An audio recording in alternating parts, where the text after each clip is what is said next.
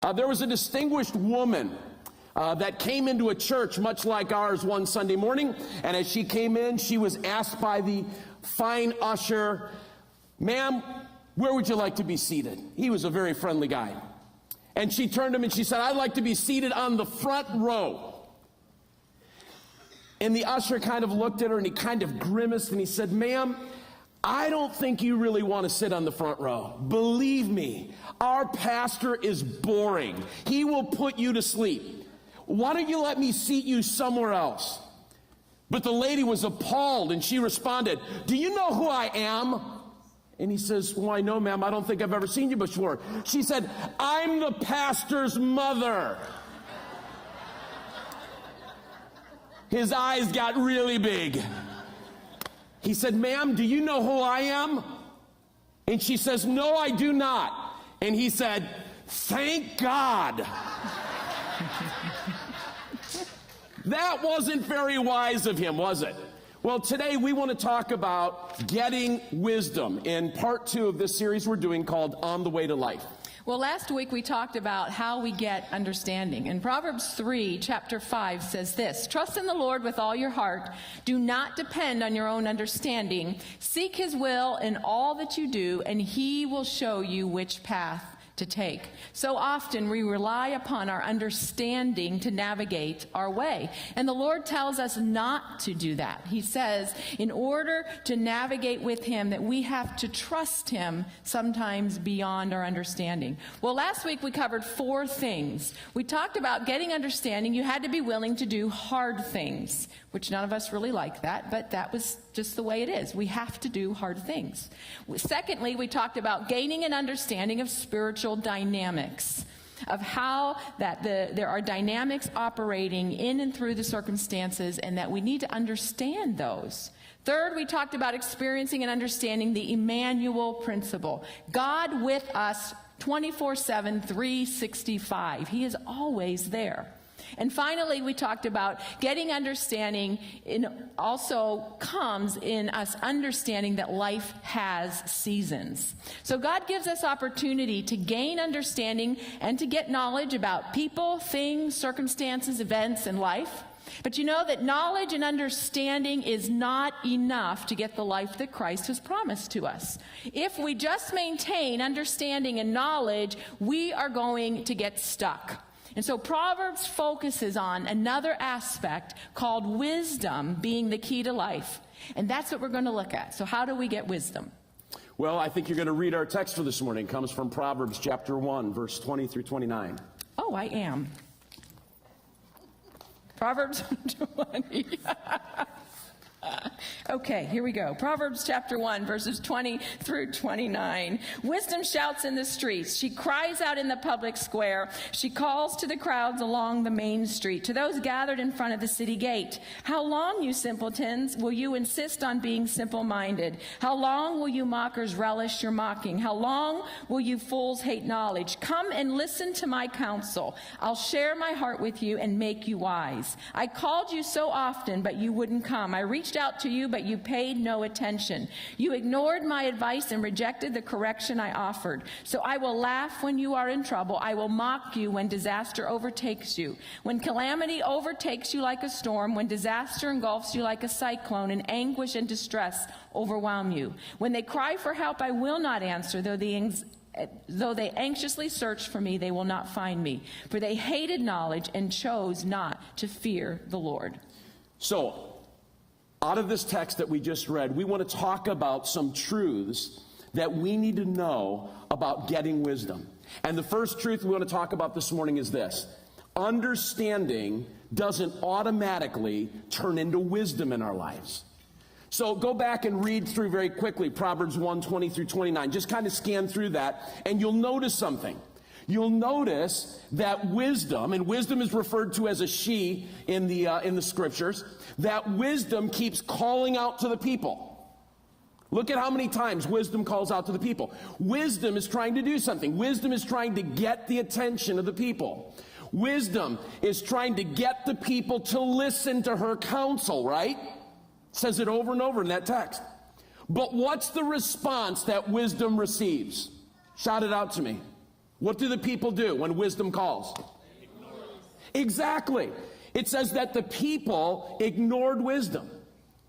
So, in other words, you can have all of the understanding, you can have all the knowledge, you can have all the truth in the world, and yet lack wisdom, because understanding doesn't automatically translate into wisdom. So what do we have to do with our understanding to become wise? Well, wisdom is the result of applying the understanding that God gives us. Last week we talked about how you get understanding, right? Well, once you get understanding, to become wise, you have to start applying it. So only when we apply what we've learned from our pain, we talked about pain last week, from our trials, from our circumstances, maybe from insights we've garnered from others or insights we've gotten from God's Word, only then, when we apply those things, is wisdom born.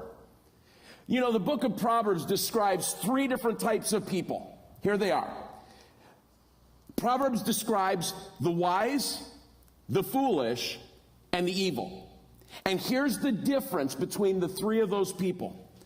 The difference is in how they relate to, or how they embrace, or how they apply truth, knowledge, and understanding.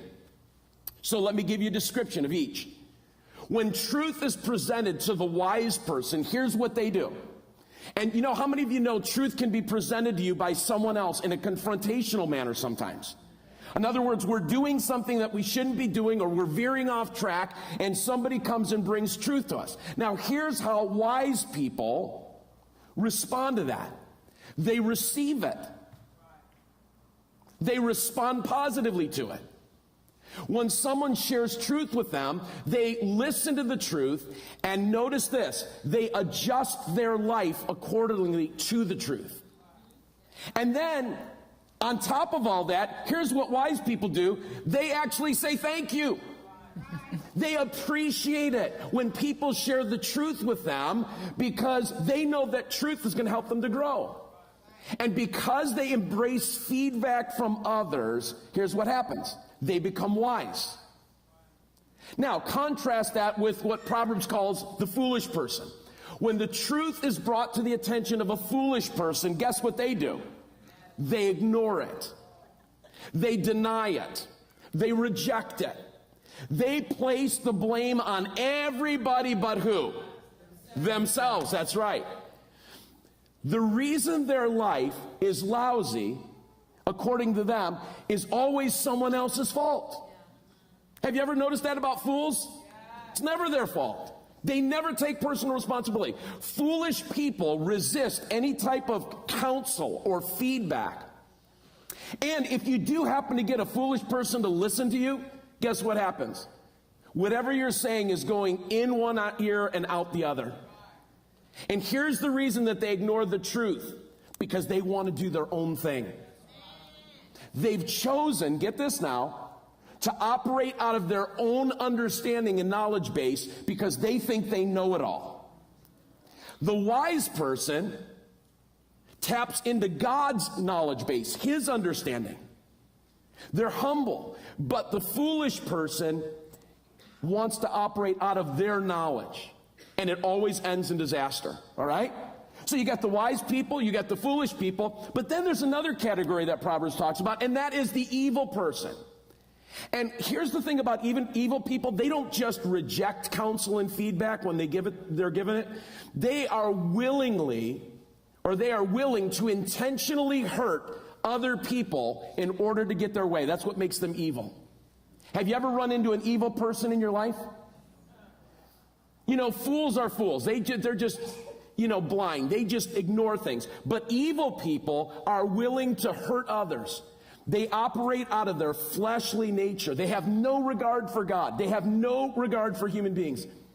The world revolves around them, and they will go to any lengths to get ahead in life because they are ruled by anger and envy and jealousy and competition and hatred and bitterness. And here is the result of all that.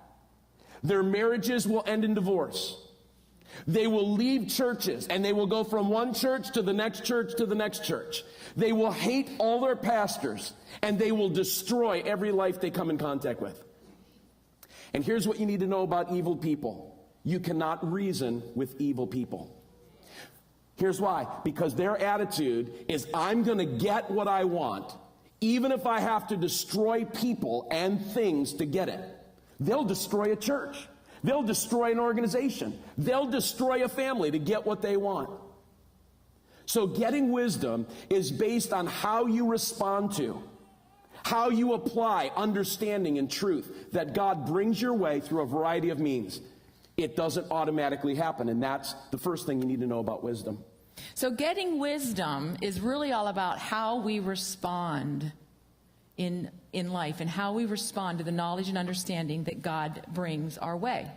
So you have the choice to be what you want to be. Do you want to be wise? Do you want to be foolish? Do you want to be evil? You have that choice. That is within your power. Now, all of us immediately say, I want to be wise. And a lot of us think we are wise, and we are wise in some ways, but then there are other ways in which we act a little foolish because of what we don't receive. I used to say to my kids all the time, make good choices. I know, Mom, I know, was the answer that I would get.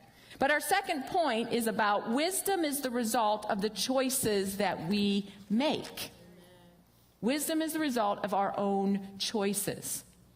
And so when I would tell my children, make good choices, as they were beginning to venture out in some of the areas of their life as teenagers and things like that, I was trying to train them that whatever they chose in those moments, whether they were at playing on the playground, they went to a party with a friend, wherever they were, that those choices had consequences and effects in their life.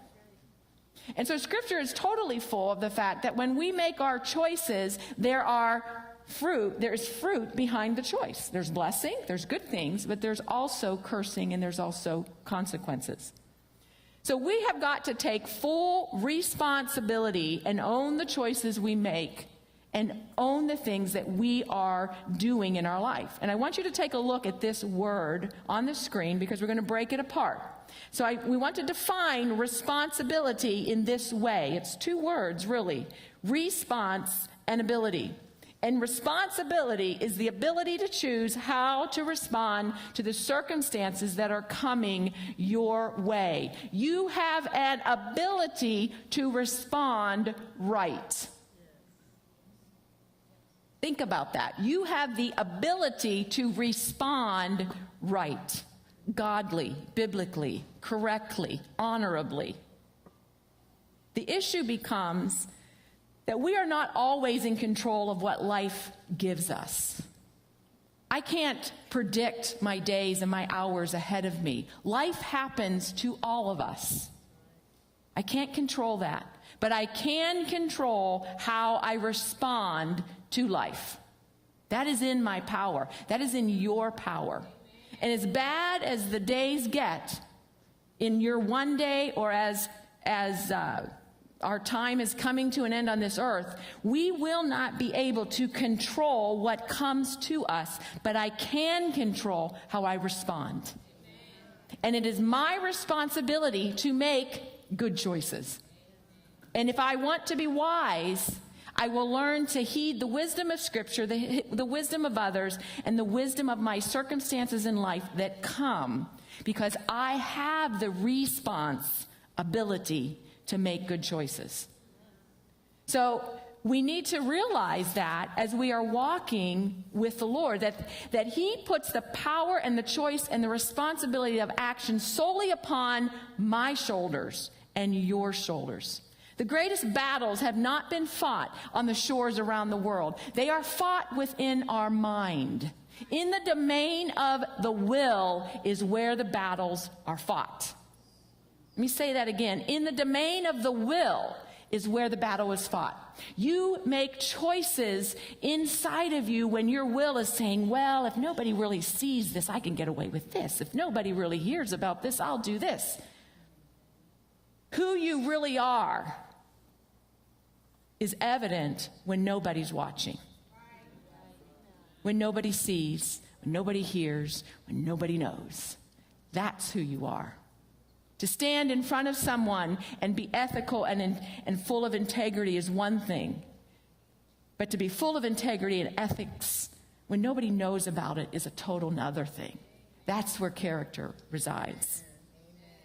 Jesus made it clear that the center of man's relationship with God is all about who he is on the inside, his inner self.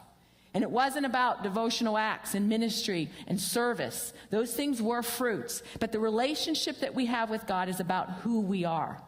Mark 12:30-31 says, love the Lord your God with all your heart, your soul, your mind, with all your strength. Love your neighbor as yourself. It was all about me and him in loving him. So your mind is not only the greatest battlefield, but it is also the greatest weapon because you get to choose. Your choices come out of your mind. We choose the path that we take, wise, foolish, or evil. And when we choose to respond wisely to the things that are happening to us, there's an incredible benefit of wise choices. It creates a legacy for our children. It creates a legacy for our children. Many of our children are wondering and are struggling because they watch parents who make wrong choices or stupid choices or unwise choices, and they themselves don't know how to make wise choices and see the benefits. So our choices and responses will determine the quality of life and relationships that we have. When you walk in wisdom, your life and your relationships will have a quality to them that nothing else can bring to them. Ephesians 4:31 tells us this: get rid of all bitterness, rage, anger, harsh words, slander, as well as all types of evil behavior. Instead, be kind to each other, tender-hearted, forgiving one another, just as God through Christ has forgiven you. There again, responsibility is on my shoulders to deal with my inner world. I may get angry. I may get jealous. I may get envious. That's my response. And I have the ability to get rid of that and become wise in my choices. You cannot blame anyone else for who you are and the quality of life that you have. That is solely rests upon you and your shoulders. It is not determined by someone else. Your quality of life and the wisdom you walk in is determined by you. And you know, there's something, Crystal was talking about will, that we have this choice that we have to make, and it comes down to our will. Anybody here ever wrestle with your will? Yeah, every hand should be up. Good time to respond. Now, here's the thing that we need to know. I don't know about you, but see, we were saved by grace. So how do we make right choices? The only way that I can make right choices and overcome my will is not by gritting my teeth and going, I'm going to make a right choice, right? Because as soon as you put chocolate cake in front of me, I'm a goner. Chocolate, Oreos. Anything chocolate. All right? Oh, I see a look in your eye. Get thee behind me, Satans. No, how do we do this? I just want to say this. By grace.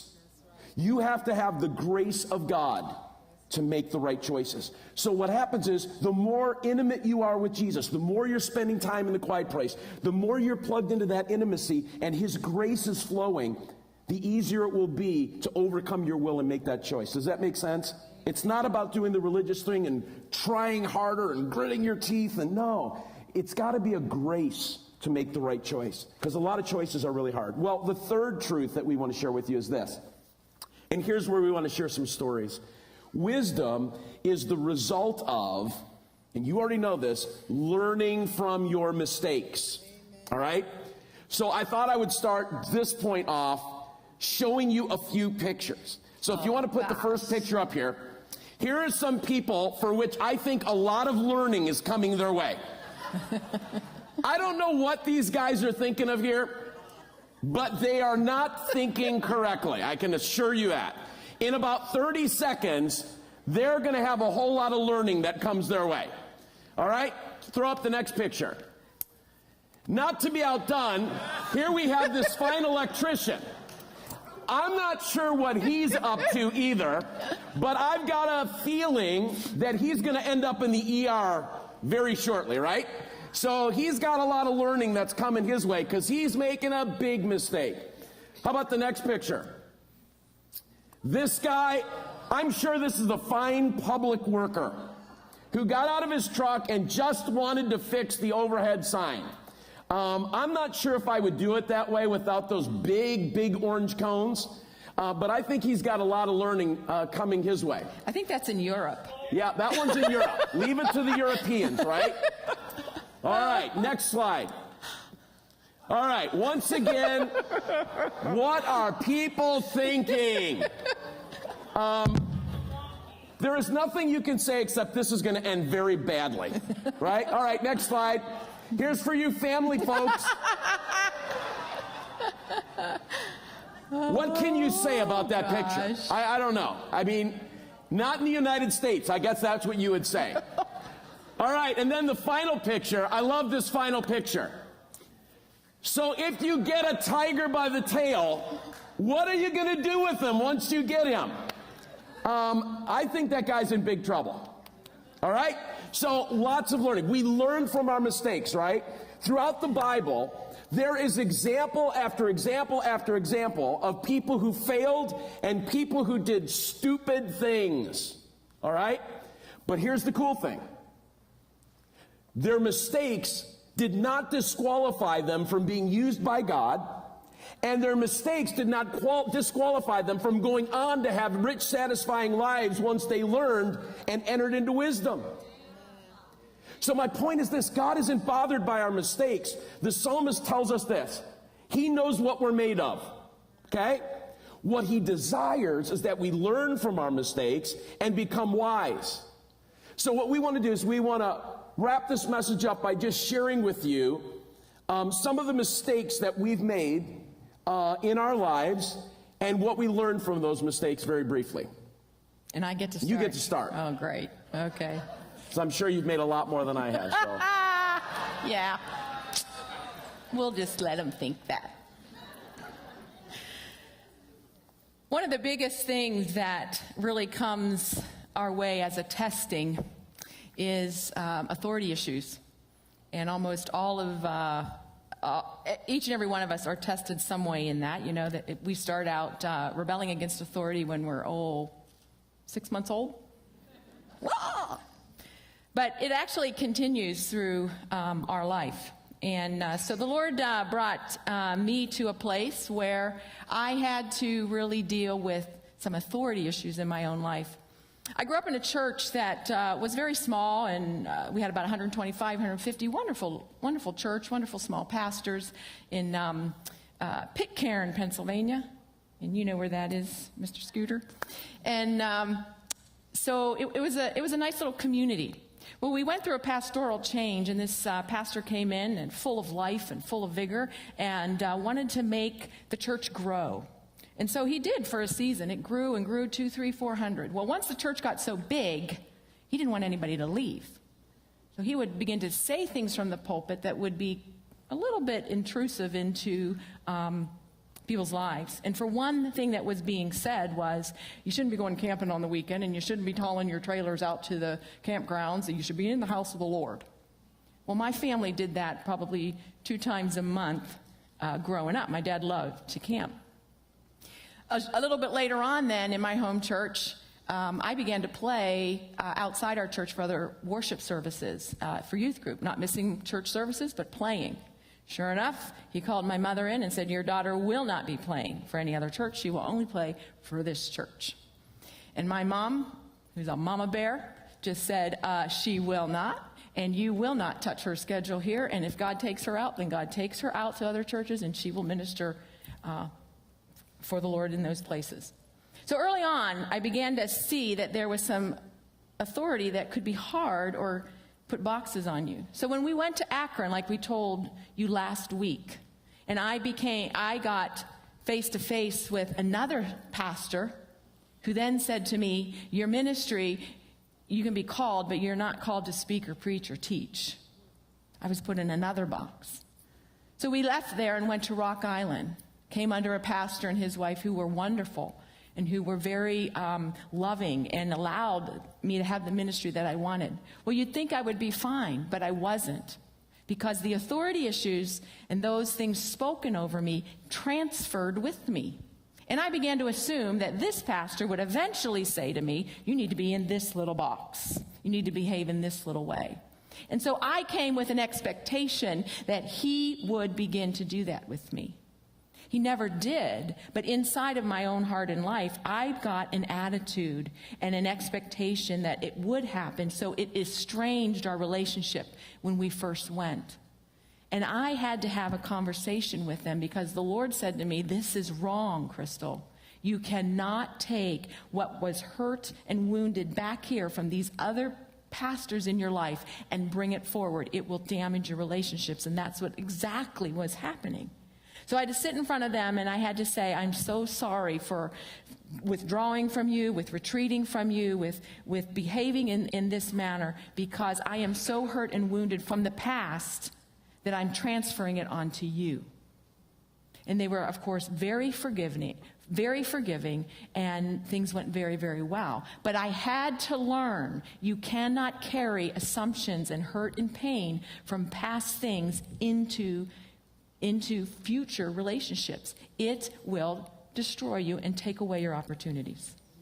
So shortly after I began as youth pastor in Rock Island, we were loving it there because it was a totally different environment. It was fun. It was awesome. And I think we had been there 6 months, and I did something incredibly stupid. I mean, so stupid.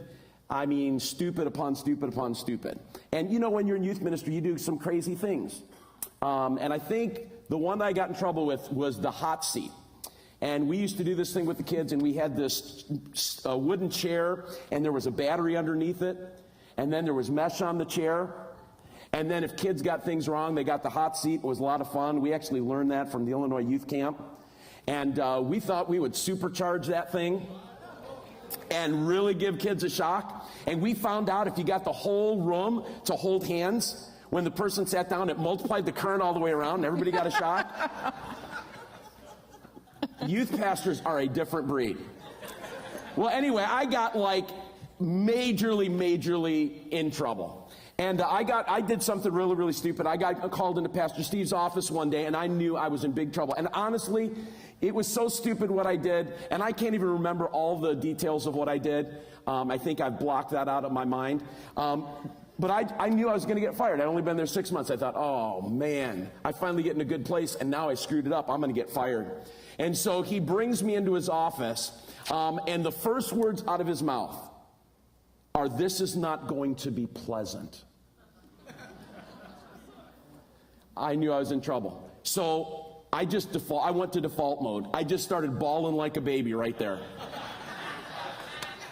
And I just started, I'm sorry, I'll never do it again, don't fire me. And this is my learning. I'll always remember this. He looked at me, and then he did something I'll never forget. He asked me, he said, "What have you learned from this?" And I told him what I'd learned, and then he said these words. He said, "All right, I believe you." He said, "Now, here's what's going to happen. When you go through that door and you leave my office, I will never remember this conversation. It's forgotten. I will never treat you any differently because of this incident. So if you walk back into my office 10 minutes from now and you ask me about this conversation, I will have no recollection of what you're talking about." I was like, for real? Especially because of where I'd come from. And I'm telling you something, that piece of learning was invaluable. I made a mistake, but I learned something. Not just not to do that again, but I learned this. It set a pattern for how I've tried to deal with people when they make mistakes. You know what? We have to have a hard conversation about this, but when you go out the door, it's forgotten.